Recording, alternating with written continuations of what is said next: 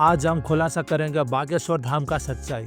धीरेन्द्र शास्त्री जी कैसे बने बाबा, आज उनके पास लाखों लाखों भक्त कैसे आते हैं और वे बाबा इतना बड़ा कैसे बने हैं, आज उनका जिंदगी का सबसे बड़ा खुलासा होगा।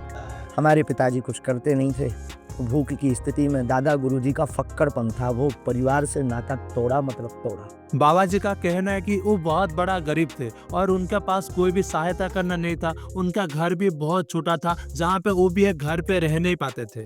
रहने का 16 बाई 12 का कच्चा मकान, वो भी बरसात में खाट के पलंग के नीचे सोना पड़ता है, बारिश की बूंदें गिरती हैं। कब तक ऐसी जिंदगी जिएंगे? कुछ नहीं तो ऐसा कुछ कह दो, कर दो, भोजन ही चलने लगे। क्या बाबा जी का जिंदगी पिछले कुछ साल में ऐसे बीता था? चलिए वीडियो आगे देख के वो भी बाबा जी का मुख से सुन लेते हैं। 10-11 वर्ष की थी और बाहें पकड़ करके बोले तू मुझसे मत जुड़, वो सीधा बागेश्वर बालाजी से जोड़ दिया। 2010 में जैसे ही दादाजी का देहांत हो जाता है, तब तक धीरेन्द्र शास्त्री जी तुरंत बागेश्वर धाम आ जाते हैं और वहाँ पे पूजा करके श्री हनुमान जी का पूरा बहुत बड़ा भक्त बन जाता है। सन्यासी बाबा ने लीला की, स्वप्न में आभास होने लगा। फिर कोई व्यक्ति आता था दिन में, या हम कहीं सत्यनारायण की कथा वांचने जाते थे।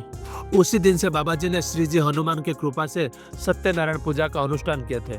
जब से भक्त लोग ने थोड़ा थोड़ा ज्यादा आने लगे, तब से सत्संग करने लगे और पर्ची पढ़ने लगे। जैसे पर्ची पढ़ने लग जाते थे तो सब कोई भक्त का मन में बहुत बड़ा बड़ा आशा आता था और बहुत सारे भक्त उनके पास आते थे। तब बाबा जी ने बहुत बड़ा संत बन गए और बागेश्वर धाम सरकार का नाम में बहुत प्रचार हो गया।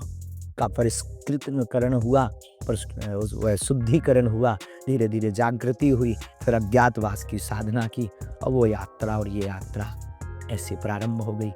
बाबा जी का कहना यह है कि सब कुछ होने के बाद भी बाबा जी ने 1 साल के लिए पूरा अज्ञातवास किए थे। वहाँ पे सारा सिद्धि पूरा करके वापस फिर लौटे थे। 9-10 साल की अवस्था से ही हमने बालाजी की सेवा की। जब बच्चे खेलना सीखते थे, बाबा जी ये बोलते हैं जब बाबा जी 9 साल के थे तब हनुमान जी का पूजा करना चालू कर देते थे, लेकिन मेरे को ये बात बिल्कुल सच नहीं लगता है, क्योंकि वीडियो आगे देखोगे तो आपको पता चल जाएगा। और हम आपको बताएंगे कि हमने क्या क्या अपने जीवन में मुश्किलों को सहा, कितना हनुमान चालीसा का पाठ किया, रातों भर हनुमान जी के चरणों में बैठकर रोए हैं, रातों भर हवन किया है। उसका ही ये परिणाम है जो आज सनातन संस्कृति का झंडा जगह जगह गाड़ा जा रहा है। बाबा जी ने खुद को हनुमान जी को प्राप्त करने के लिए बहुत सारी स्ट्रगल किए हैं, बहुत सारे विपदा उठाए हैं। बाबा जी के पास रहने के लिए घर भी नहीं था, तभी भी बाबा जी ने 1 साल के लिए अज्ञातवास में जाकर हनुमान जी का सिद्धि प्राप्त किए थे। सिर्फ इतना नहीं है, बाबा जी ने हनुमान जी को प्रसन्न करने के लिए रात रात भर बैठ के हनुमान चालीसा पढ़ते थे। जैसे ही बाबा जी ने पूरा हनुमान जी को प्राप्त कर चुके थे, तो बाबा जी निकालना शुरू किया। क्या नाम का? रूबी देवी। रूबी देवी। अच्छा, यहाँ किसी को बताया था? चलो पढ़ो। पत्नी का राज जानने आए हैं, मृत्यु का कारण जानने आए। रूबी उर्फ गुड्डी उनका नाम था। उनकी मृत्यु तंत्र कारण से हुई है, उसमें कोई संदेह नहीं है। माइक से बोलिए, यही पर्चा बोल रहा, यही पूछने आए।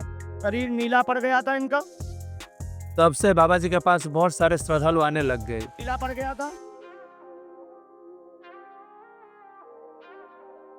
अगर आपको भी स्वामी प्रेमानंद महाराज जी के बारे में जानना है तो कमेंट बॉक्स में जरूर लिखें। मैं प्रयास करूंगा प्रेमानंद महाराज जी के बारे में वीडियो आपके पास पहुंचाने के लिए। तब तक चैनल को सब्सक्राइब करके रखें और कमेंट में प्रेमानंद महाराज जरूर लिखें।